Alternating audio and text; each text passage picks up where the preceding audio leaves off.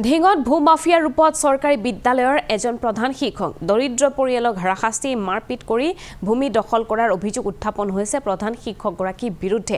প্ৰধান শিক্ষক খাদিমুল ইছলাম ফকিৰৰ বিৰুদ্ধে এক গুৰুতৰ অভিযোগ উত্থাপন হৈছে। উধানতলা মুক্তাব স্কুলৰ প্ৰধান শিক্ষক হৈছে খাদিমুল ইছলাম। ঢিঙৰ জাৰামাৰীত ঘৰ প্ৰধান শিক্ষক খাদিমুল ইছলাম ফকিৰৰ ম্যাদী পট্টাৰ ভূমি বলপূৰ্বকভাৱে বেদখলৰ চেষ্টা চলোৱাৰো অভিযোগ উত্থাপন হৈছে।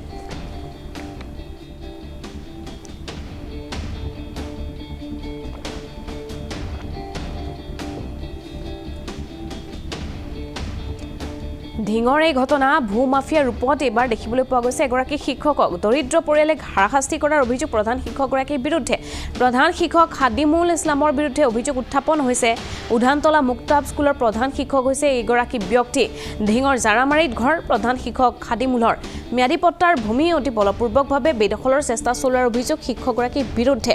প্ৰধান শিক্ষক খাদিমুল ইছলাম ফকিৰৰ বিৰুদ্ধে গুৰুতৰ অভিযোগ উত্থাপন হৈছে।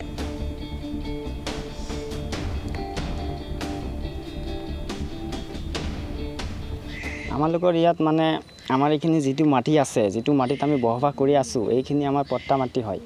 এইখিনি আমাৰ মাকৰ মাটি।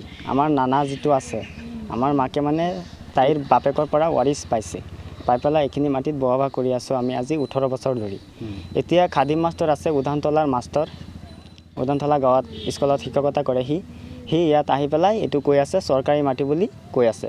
যদি ইয়াত চৰকাৰী মাটি হয় তেনেহ'লে আমি যিটো পক্কা ঘৰ কৰিছোঁ এইটোতো চৰকাৰী মাটি হয়। চৰকাৰী মাটি হ'লে এই ঘৰটো আমি কেনেকৈ কৰিছোঁ? তেওঁ যে কৈ আছে তেওঁৰ উদ্দেশ্যটো কি আচলতে? তেওঁ দখল কৰিব বিচাৰি সি দখল কৰি নিজে মানে কিবা স্বাৰ্থ আছে তাৰ, সেইটো ইমান মানুহৰ মনৰ কথাটো বুজি নাপায় নহয় মানুহে। তাৰ স্বাৰ্থ কি আছে সেইটো সি পূৰণ কৰিব বিচাৰে এইটো মাটিখিনিত। এইটো ঘৰ সি আহি পেলাই বাধা দিছে, আমাক মাৰধৰ কৰিব বুলি এনেকুৱা কৈ আছে, পূৰা ভয় দেখুৱাই আছে। আমাক ঘৰ বাৰী ভাঙি সি আঁতৰাই দিব আমাক ইয়াৰ পৰা। খাদিম মাষ্টৰে এইটো আমরা জানি এই মাটিটো আমার দাদার মাটি। তখন কিবা এটা দিছে না যে নমস্ত মশা বাচ্চাকালের সময় নমস্ত মশা এনে পড়ছে বা তোর নমস্ত মশা মাঠ ভাঙে নিছে উত্তর সাইডে বা এইবার দিছে তারা বাড়ি ঘর বাঁধছে না বা তারা কল মাটি সরকারি আছে অন্তত যে 2 ঘর চাই ঘর সর এটা ভেঙে দিত। কদিন হলে এই ঘর তুলবার নিষেধ করছে, ঘর সর বাঁধানো যেত না, এই জন্য মাটি ফেলছে। কম মাটি এটা সরকারি আছে, স্কুল করবো, এন করবো, তেন করবো। এতিয়াও মাটিটো লৈ পেলাই 4-5 বছৰ ধৰি খাদিমুল ইছলাম এতিয়ালৈ অত্যাচাৰ কৰি আছে। সেইটো আনৰ ল'ৰাটো যে সেইটোক মাৰধৰ কৰিবলৈ হৈছে, ভয় দেখাইছে যে তহঁতকলা এতিয়া ঘৰ ভাঙি পেলাই তহঁতক জাৰামাৰীৰ পৰা পঠাই দিম, সেইটো কৈছে।